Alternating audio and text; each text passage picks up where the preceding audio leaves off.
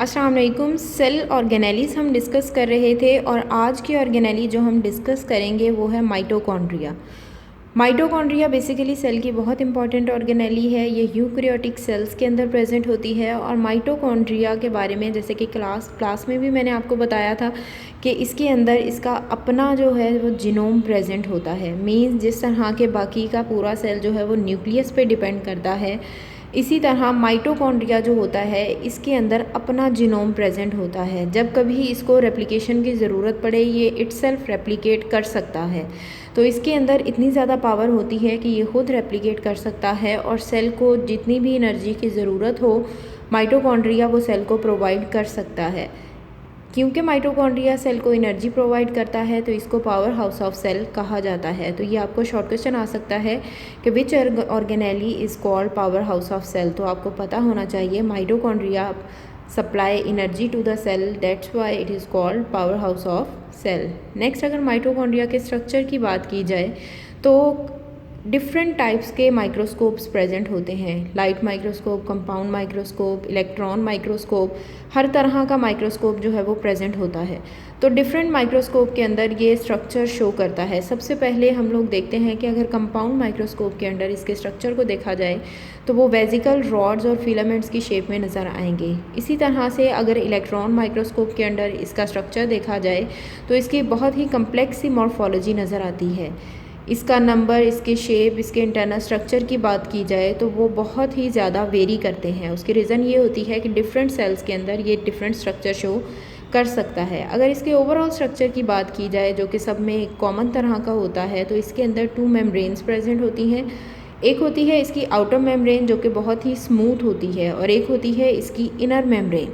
Inner membrane जो है उसके अंदर इनफोल्डिंग्स प्रेजेंट होती हैं, मतलब कि जिस तरह से अंदर वाली साइड्स पे फोल्ड से प्रेजेंट होंगे। इससे क्या होता है कि ये जो इसकी इंटरनल इनर फोल्डिंग्स होती हैं इन चैम्बर्स को कहा जाता है माइटोकॉन्ड्रियल मैट्रिक्स और ये जो इनफोल्ड्स होते हैं इनको क्रिस्टाई कहा जाता है। तो आपको शॉर्ट क्वेश्चन आ सकता है कि व्हाट इज़ क्रिस्टाई। तो आपने बताना है कि माइटोकॉन्ड्रिया की जो इंटरनल मेम्ब्रेन होती है उसके अंदर इनफोल्डिंग्स प्रेजेंट होते हैं, चैम्बर्स प्रेजेंट होते हैं। इनको माइटोकॉन्ड्रियल कम्प्लेक्स कहा जाता है, माइटोकॉन्ड्रियल मैट्रिक्स इसको कहा जाता है और इन इनफोल्ड्स को क्रिस्टाई जो है वो कहते हैं। तो ये आपको 2 मार्क्स का शॉर्ट क्वेश्चन आ सकता है।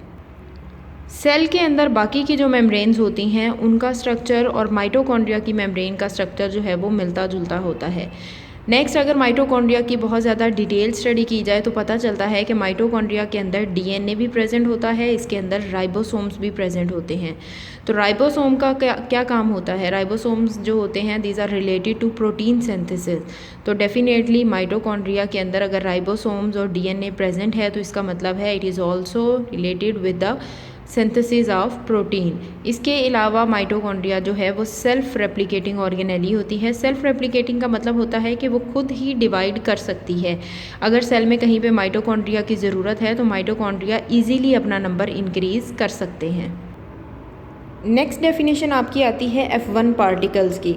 माइटोकॉन्ड्रिया की इनर सरफेस पे जो क्रिस्टाई प्रेजेंट होते हैं इनके जो कि ये क्रिस्टाई माइटोकॉन्ड्रिया मैट्रिक्स के अंदर प्रेजेंट होते हैं, इनके अंदर knob like small structures present होते हैं और इन नोब लाइक स्ट्रक्चर्स को F1 पार्टिकल्स कहा जाता है।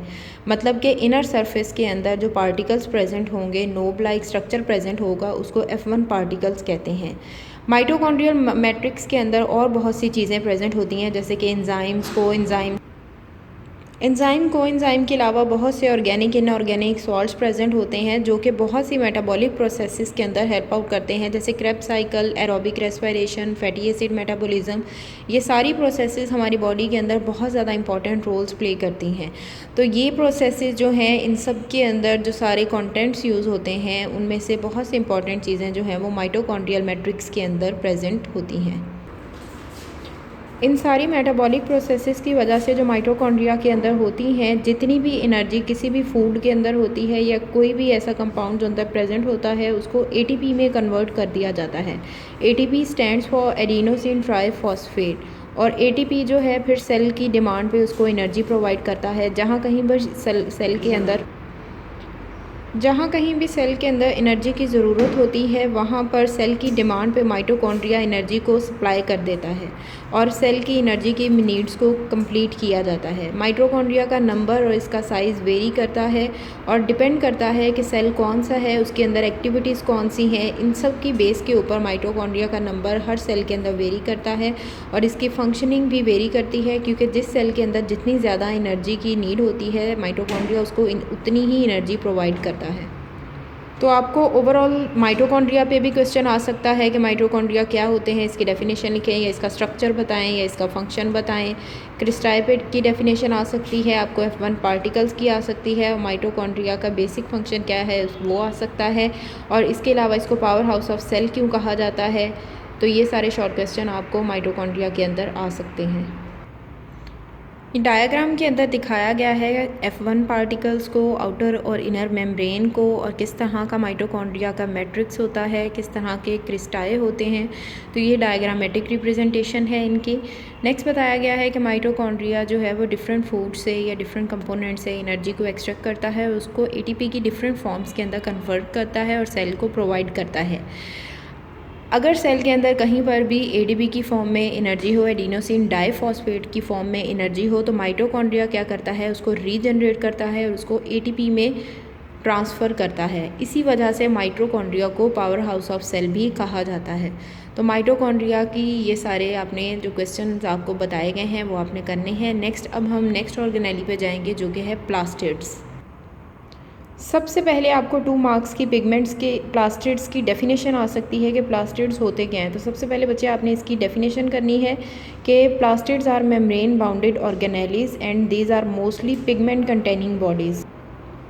पिगमेंट का मतलब है कि डेफिनेटली ये किसी ना किसी तरह की कोई ना कोई अपीयरेंस जो है वो सेल के अंदर इम्पार्ट करते होंगे, चाहे वो कलर की फॉर्म में है, मतलब डेफिनेट किस्म की प्रेजेंटेशन जो है वो आती है अगर प्लास्टिड किसी चीज़ के अंदर प्रेजेंट हो। कोई ना कोई कलर या कुछ ना कुछ इस तरह की स्पेसिफिक प्रॉपर्टी उस सेल के अंदर प्रेजेंट होगी जहाँ पर पिगमेंट कंटेनिंग बॉडीज़ प्रेजेंट होंगी। तो प्लास्टिड्स बेसिकली 3 टाइप्स के होते हैं। सबसे पहली है क्लोरोप्लास्ट, देन आप बाकी की 2 क्रोमोप्लास्ट और ल्यूकोप्लास्ट के बारे में भी पढ़ेंगे।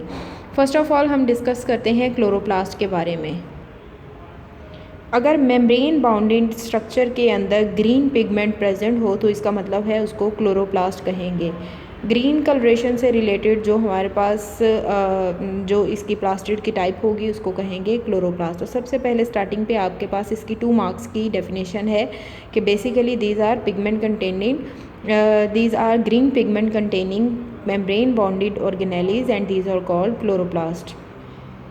ग्रीन पिगमेंट बेसिकली एक ऑर्गेनिक कंपाउंड होता है और ये सेल की हेल्प करता है कि वो लाइट एनर्जी को एब्जॉर्ब कर ले और साइड बाय साइड वो फूड को बनाने में भी हेल्प आउट करता है। मैन्युफैक्चर का मतलब होता है बनाना। तो जो क्लोरोफिल होता है वो हेल्प आउट करता है कि लाइट को एब्जॉर्ब कर लिया जाए और साथ में उस जो एनर्जी आएगी लाइट को एब्जॉर्ब करने की वजह से उसको फिर फूड की मैन्युफैक्चरिंग में यूज़ किया जाए।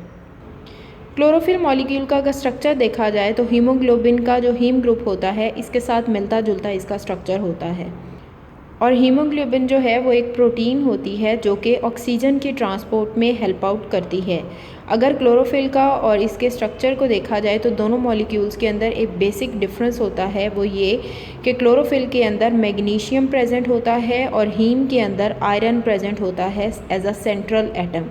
तो आपको शॉर्ट क्वेश्चन आ सकता है कि इन दोनों के स्ट्रक्चर में, क्लोरोफिल के स्ट्रक्चर में और ये जो हीमोग्लोबिन है इसके हीम के स्ट्रक्चर में बेसिक डिफरेंस क्या है। तो आप बताएंगे कि वैसे तो इनका सारा स्ट्रक्चर सेम होता है, लेकिन सिर्फ ये फ़र्क होता है क्लोरोफिल के सेंटर में मैग्नीशियम प्रेजेंट होता है और हीम के सेंट्रल एटम जो है वो आयरन होता है। तो ये शॉर्ट क्वेश्चन यहाँ से आ सकता है आपको। नेक्स्ट आपको ऊपर प्लास्टिड की डेफिनेशन आ सकती है, देन आपको क्लोरोप्लास्ट की डेफिनेशन आ सकती है। तो ये चीज़ें आपको पता होनी चाहिए। क्लोरोप्लास्ट की अगर शेप और साइज़ की बात की जाए तो इसका डायमीटर बहुत ज़्यादा वेरी करता है, इसकी शेप भी वेरी करती है और डायमीटर इसका 4 से लेके 6 माइक्रोमीटर तक वेरी करता है। डिफरेंट सेल्स के अंदर ये थोड़ी बहुत चेंजेस के साथ वेरी कर सकता है। तो इसका डायमीटर आपने याद करना है, डायमीटर की रेंज है 4 से 6 माइक्रोमीटर। जैसे आपने माइटोकॉन्ड्रिया के अंदर देखा था कि माइक्रोस्कोप के अंदर आपने देखा उसका स्ट्रक्चर, तो यहाँ पर भी आप देखेंगे पहले लाइट माइक्रोस्कोप के अंदर इसका स्ट्रक्चर, देन इसका इलेक्ट्रॉन माइक्रोस्कोप के अंदर स्ट्रक्चर।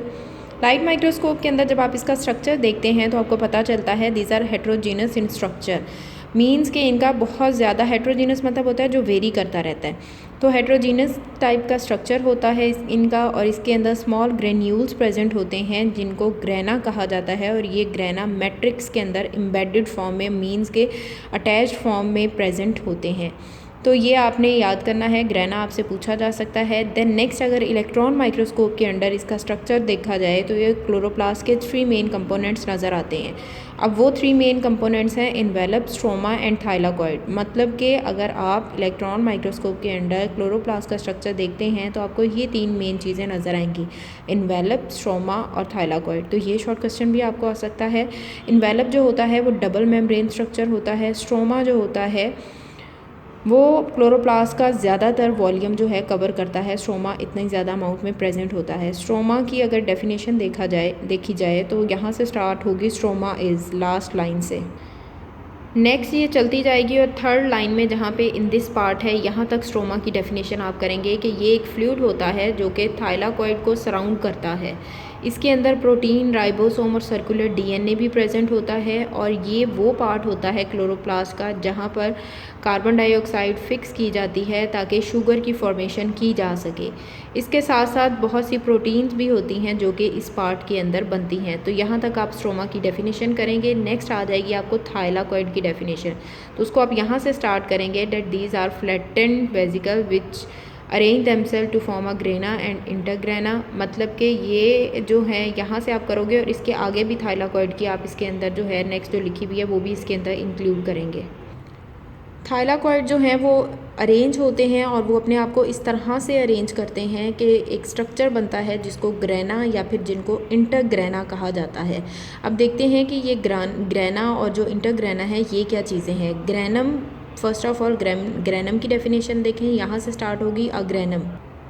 ग्रेनम जो होते हैं, थाइलाकॉइड जो है जब वो आपस में एक दूसरे के ऊपर अरेंज किए जाते हैं, जैसे अगर आपके पास कॉइन्स हैं, सिक्के हैं, तो आप उनको एक दूसरे के ऊपर अरेंज करते जाएं, तो उससे जो स्ट्रक्चर आएगा वही ग्रेनम का स्ट्रक्चर होता है। कि ग्रेनम एक ऐसा स्ट्रक्चर होता है जिसके अंदर थाइलाकॉइड जो हैं वो एक दूसरे के ऊपर अरेंज होते जाते हैं। जैसे आप सिक्कों को एक दूसरे के ऊपर अरेंज करते जाएं तो वो एक स्ट्रक्चर बनता है जिसको ग्रेनम कहा जाता है। नीचे डायग्राम के अंदर अगर आप देखें तो ग्रेनम को मार्क करके दिखाया गया है कि ग्रेनम जो है वो देखें, जैसे आप सिक्कों को एक दूसरे के ऊपर अरेंज करते जाएँ, इसी तरह थाइलाकॉइड एक दूसरे के ऊपर अरेंज हैं और इस स्ट्रक्चर को ग्रेनम कहा गया है। ग्रेनम थाइलाकॉइड की लेयर के ऊपर क्लोरोफिल मॉलिक्यूल भी प्रेजेंट होते हैं। इसी वजह से ग्रेनम जो है उनका कलर ग्रीन आता है, क्योंकि क्लोरोफिल जो है वो ग्रीन कलर इम्पार्ट करते हैं सेल को। तो यहाँ पर इस वजह से इसका कलर ग्रीन आता है। तो आपसे अगर पूछा जाए कि ये ग्रेनम जो है उनका कलर ग्रीन क्यों होता है, तो आपको पता होना चाहिए क्योंकि क्लोरोफिल मॉलिक्यूल वहाँ प्रेजेंट होता है। क्लोरोफिल की प्रेजेंट से इसका कलर जो है वो ग्रीन होता है। देन नेक्स्ट आ जाती है आपकी इंटरग्रेनम की डेफिनेशन, कि हर ग्रेनम जो है वो एक दूसरे के साथ एक नॉन ग्रीन पार्ट से जुड़े हुए होते हैं। ग्रेनम तो हो गया ग्रीन पार्ट, अब डिफरेंट ग्रेनम जो हैं वो एक दूसरे के साथ नॉन ग्रीन पार्ट के थ्रू जुड़े होते हैं जिनको इंटरग्रेनम कहा जाता है। ग्रेना की मेम्ब्रेन्स जो हैं वो बेसिकली वो साइट होती हैं जहाँ पर एनर्जी सनलाइट एब्जॉर्ब होती है और वहीं पर एटीपी फॉर्मेशन भी होती है। तो क्लोरोप्लास्ट के बारे में अगर देखा जाए तो chloroplast are self replicating organelles, means ये खुद से रेप्लिकेट कर सकते हैं। नेक्स्ट आ जाता है आपका, अब आपने क्लोरोप्लास्ट को डिस्कस कर लिया, इसके अंदर आपने डिफरेंट चीज़ों को देखा, आपने देखा कि क्या क्या इसके अंदर आपने पढ़ा है। आपने सबसे पहले प्लास्टिड देखा, प्लास्टिड की डेफिनेशन देखी, क्लोरोप्लास्ट देखा, उसकी डेफिनेशन देखी। देन आपने हीमोग्लोबिन के बारे में पढ़ा कि उसके अंदर सेंट्रल एटम, उसके हीम के अंदर सेंट्रल एटम आयरन होता है। देन आपने क्लोरोफिल के बारे में देखा कि उसका सेंट्रल एटम मैग्नीशियम होता है। तो आपके अगर इन दोनों के मॉलिक्यूल के डिफरेंस आपसे पूछा जाए तो ये शॉर्ट क्वेश्चन हो सकता है। लाइट और इलेक्ट्रॉन माइक्रोस्कोप में क्लोरोप्लास्ट का किस तरह का स्ट्रक्चर नज़र आता है ये पूछा जा सकता है। क्लोरोप्लास्ट का डायामीटर कितना है ये आपको पता होना चाहिए, और इलेक्ट्रॉन माइक्रोस्कोप के अंदर इसके 3 मेन कंपोनेंट्स जो हैं उनका पता होना चाहिए आपको, इन्वेलप, स्ट्रोमा और थाइलाकॉइड। नेक्स्ट आपको स्ट्रोमा की डेफिनेशन आएगी। इसके अलावा आपको थाइलाकॉइड की डेफिनेशन आ सकती है, ग्रेनम की आ सकती है, इंटरग्रेनम की आ सकती है। ये सेल्फ रेप्लिकेटिंग ऑर्गेनेली होती है, ये भी पता होना चाहिए आपको। नेक्स्ट बात की जाए तो नेक्स्ट आता है क्रोमोप्लास्ट। क्रोमोप्लास्ट सेल्स को या प्लांट्स को ग्रीन के अलावा बाकी का कलर देते हैं, जैसे कि पेटल्स वगैरह डिफरेंट कलर की होती हैं फ्लावर्स की। आप देखते हो फूल कितने ज़्यादा कलर्स के होते हैं। तो जो पेटल होती हैं ये पत्तियां होती हैं फूल की, तो फ्लावर की पेटल्स को जो कलर देता है ग्रीन के अलावा वो होता है क्रोमोप्लास्ट। इसके अलावा फ्रूट्स के भी, राइपन फ्रूट्स, जो पके हुए फ्रूट्स होते हैं उनके अंदर एक जो प्रॉपर कलर आ जाता है वो भी क्रोमोप्लास्ट के वजह से आता है। और इसके अलावा इनका फंक्शन होता है कि ये पोलिनेशन में और सीड की डिस्पर्सल में भी हेल्प आउट करते हैं। तो ये आ गया आपका क्रोमोप्लास्ट का फंक्शन। नेक्स्ट आ जाता है आपका ल्यूकोप्लास्ट। ये भी आपको 2 मार्क्स का सेपरेट से क्वेश्चन आ सकता है। ये कलरलेस होते हैं। अगर इनकी शेप की बात की जाए तो ये ट्रायंगुलर, ट्यूबुलर या फिर और भी बहुत सी शेप हैं जो कि ये उनके अंदर प्रेजेंट हो सकते हैं। इसके अलावा ये प्लांट के अंडरग्राउंड पार्ट्स में प्रेजेंट होते हैं और फूड को स्टोर करते हैं। जैसे कि प्लांट के अंडरग्राउंड पार्ट होते हैं जो कि आपको सॉइल के ऊपर नज़र नहीं आ रहे होते, जो सॉइल के नीचे होते हैं। जैसे कुछ ऐसे भी सब्जियां वगैरह होती हैं जो ज़मीन के अंदर उगती हैं, मतलब कि वो ऊपर नहीं लगी होती हैं, आप उनको पौधे के ऊपर से नहीं उतारते, वो ज़मीन के अंदर वाली साइड पे होती हैं। तो जैसे ही आप अंदर से उनको खींचते हो तो वो बाहर आ जाती हैं। तो ये जो स्टोर्ड फूड होता है, जो ये बहुत सी ऐसे प्लांट होते हैं जिनकी जड़ों में उनका फूड स्टोर होता है, जैसे गाजर वगैरह है, ये जैसे कि बहुत सी ऐसे सब्जियां हैं जो कि ज़मीन के अंदर लगती हैं। तो ऐसी सारा इस तरह की चीज़ें जो कि ज़मीन के अंदर लगती हैं उनको कहा जाता है कि वो स्टोर्ड फूड ऐसा फूड है जो कि ज़मीन के अंदर स्टोर है। तो इस तरह के ये जो अंडरग्राउंड पार्ट्स होते हैं इनके अंदर जो भी कलर आता है वो उनके अंदर जो भी स्ट्रेंथन मटेरियल होता है वो ल्यूकोप्लास्ट की वजह से होता है।